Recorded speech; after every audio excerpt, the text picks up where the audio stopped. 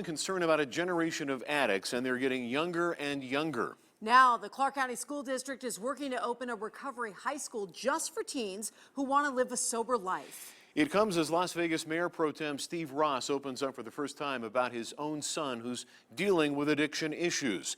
13 Action News reporter Gina Lazara is joining us now live with more. Gina.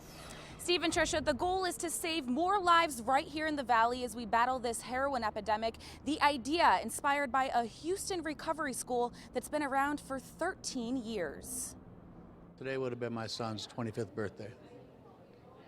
He died 6 years ago of a heroin overdose. Joe Engel heads up the group. There is no hero in heroin.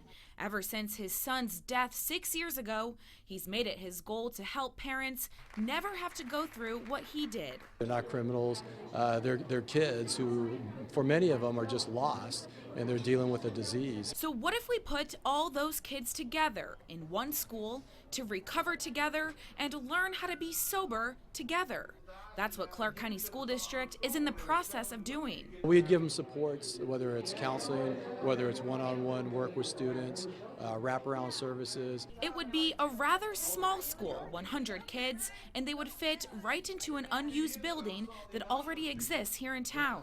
The idea inspired by a successful recovery high school in Houston, Texas, a journey that was showcased in a documentary that aired tonight in Las Vegas. It's a school of choice. You have to want to come. So you don't have to do cartwheels, you don't have to be super excited about being there, but you have to have some shred of willingness. Community leaders came together tonight to hear about the plans, including Mayor Pro Tem Steve Ross, whose son, according to Steve, just hit rock bottom. Recovery's for everybody, not just the addict, but for the family members too. Our family's traumatized by this, but we have our own recovery to go through.